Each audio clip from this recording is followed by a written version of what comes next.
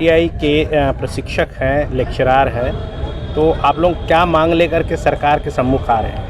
Sir, हमारी मांग यही है कि जैसे आईटीआई में प्रशिक्षण अधिकारी के पद के विरुद्ध मेहमान प्रवक्ताओं की जब भर्ती लिया जाता है तो सीआईटीएस वालों को प्राथमिकता दिया जाता है। तो जब अभी रेगुलर की भर्ती निकली है प्रशिक्षण अधिकारी के, तो हम सीआईटीएस वालों को प्राथमिकता क्यों नहीं दिया जा रहा है? हम जितने भी लगभग 2000 हमारे सीआईटीएस अभ्यर्थी हैं जिनको इस एग्ज़ाम में बैठने के लिए एलिजिबल ही नहीं किया जा रहा है सर।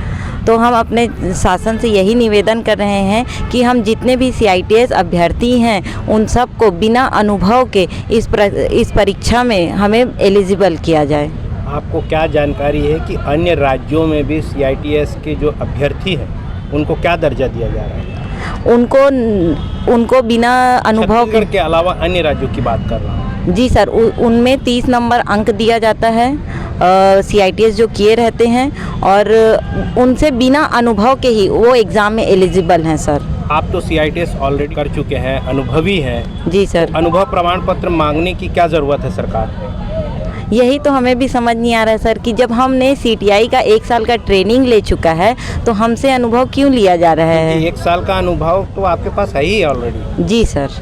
तो सरकार से आप मुलाकात की, उनके आला अधिकारियों से मुलाकात करने के बाद क्या जवाब आया उनका? उनसे यही आश्वासन मिला सर कि हम इस बारे में विचार करेंगे, पर हम लोगों के पास अभी समय नहीं है सर, क्योंकि इसका एग्ज़ाम फॉर्म फिलअप करने का 28 तारीख तक लास्ट डेट है और इसका एग्ज़ाम डेट भी आ गया है सर। यदि अभी हमारे बारे में विचार नहीं किया गया या बहुत देरी हो गई सर तो इसमें हमारा भविष्य। सरकार ने बहुत सारी वैकेंसियाँ निकाली है अभी नई भर्तियों के लिए, तो उसमें क्या आप लोग फिलअप कर रहे हैं?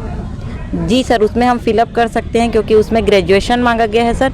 पर हम सभी का पहले से ये उद्देश्य था कि हम आईटीआई में प्रशिक्षण अधिकारी बनेंगे और इसी के लिए तैयारी हम करते आ रहे हैं सर। तो आईटीएस के लिए छत्तीसगढ़ सरकार कितना नंबर देने का वादा कर रही है? सिर्फ 10 नंबर दिया जा रहा है सर सीआईटीएस अभ्यर्थियों को, और उसमें अनुभव लिया जा रहा है। तो हम लोगों के पास तो जैसे कि अभी भी सीआईटीएस जो पास आउट किए हैं वो कुछ वर्षों से प्राइवेट आईटीआई में पढ़ा रहे हैं। इसमें बहुत सारे क्राइटेरिया में आपको कुल मिला करके जो अनुभव प्रमाण पत्र मांगा जा रहा है वो 100% होना चाहिए, आप लोगों का मांग है ये।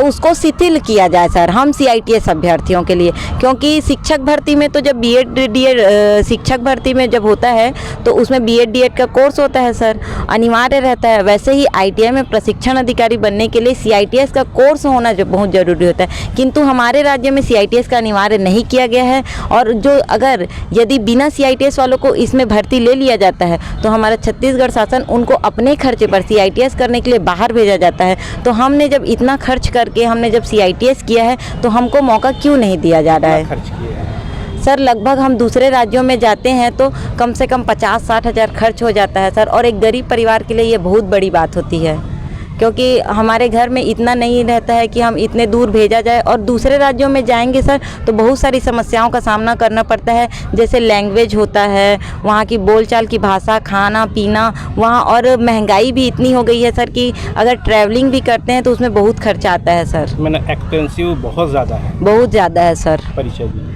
अंजलि साहू प्रशिक्षक साथीगण हैं, उन्होंने कहा है कि सीआईटीएस को शिथिल किया जाए।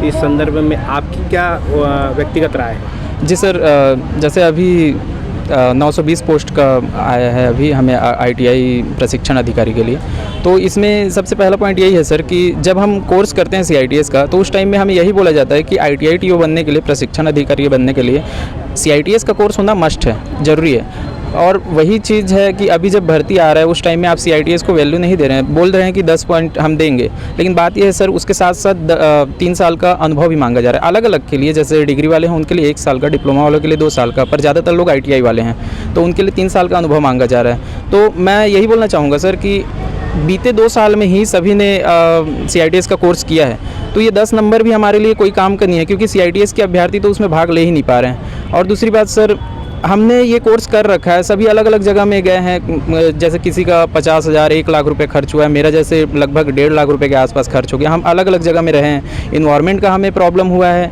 लैंग्वेज का हमें प्रॉब्लम हुआ है, हमने मेंटली रूप से भी बहुत चीज़ वहाँ पर बहुत हम डिस्टर्ब हुए हैं, लेकिन हमने ये ट्रेनिंग किया सिर्फ यही सोच करके कि हम इसमें प्रशिक्षण अधिकारी बन पाएँ। बात यह है सर कि अगर हम इस सर्टिफिकेट को हमने 1 साल में पाया है, इस सर्टिफिकेट का हमारे पास में प्रशिक्षण अधिकारी बनने के अलावा कहीं पर भी कोई वैल्यू नहीं है। और जो अभी यहाँ पर 920 लोग, अगर मान के चलिए हमारे एक्सपीरियंस के हमारे सर्टिफिकेट के अलावा कोई भर्ती में आता है, तो उनको जो गवर्नमेंट है, सरकार है, वो उनको अपने खर्च पर उनको ट्रेनिंग करने के लिए भेजेंगे, जिसमें उनके लिए लगभग एक जने के लिए 3 से 4 लाख रुपए का खर्च होगा, क्योंकि उनका ट्रेनिंग का खर्च गवर्नमेंट उठाएगा, उनका पेमेंट भी देंगे और उनके अनुपस्थिति में एक गेस्ट लेक्चरर भी रहेगा जो उनका ड्यूटी करेगा। तो इस तरह से 920 पोस्ट के लिए लगभग 80 से 90 करोड़ या 100 करोड़ के आसपास का फाइनेंशियली प्रेशर भी गवर्नमेंट के ऊपर पड़ने वाला है। तो अगर जो रूल है उसके हिसाब से अगर हमें इसमें भर्ती में लिया जाता है तो ये जो फाइनेंशियली प्रेशर, हाँ, जी सर। जी, अपना परिचय। जी सर, मेरा नाम टुगेश्वर सिन्हा है। IT/OT के प्रशिक्षक हैं, अभी वर्तमान में हैं, तो सरकार जो अपनी नई भर्ती निकाली उसमें आप लोग किस प्रकार से दाखिल हो पाएंगे?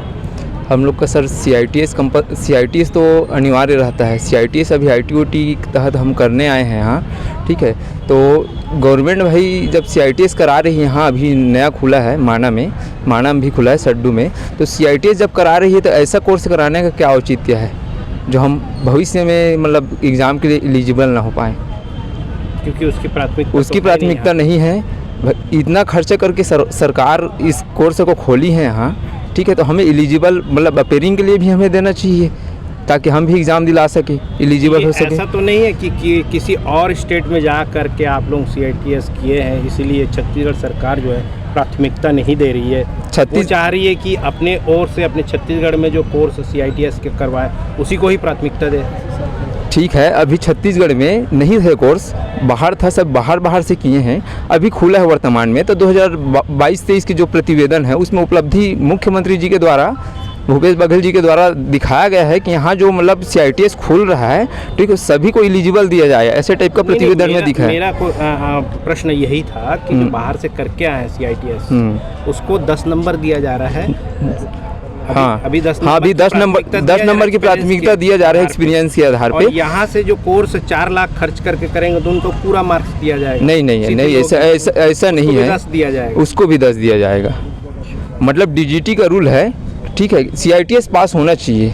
अगर कोई भी प्रशिक्षणार्थी CITS पास आउट है, ठीक है, तो मतलब एलिजिबल है। वो टीचर होने के बाद तो उसका कोई औचित्य नहीं उठता, कोई अनुभव का आधार नहीं माना जा रहा, उसके बाद आप कैसे मान सकते हैं? तो इसी चीज़ को लेकर हम यानी आप सीधे तौर पे मानते हैं कि सरकार की कहीं ना कहीं खामी? हाँ, सरकार की बहुत बड़ी खामी यहाँ नज़र आ रही है, क्योंकि भविष्य में अभी 920 पोस्ट पे मतलब लिया जा रहा है भर्ती, ठीक है, आगे आगामी भी मतलब जो आने वाले हमारे जूनियर रहेंगे उनके लिए भी अगर गेस्ट तो अब आएगा ही नहीं, गेस्ट भर्ती कहाँ से एक्सपीरियंस लाएंगे, कहाँ से एक्सपीरियंस की बात होगी, एक्सपीरियंस कहाँ से देंगे हम?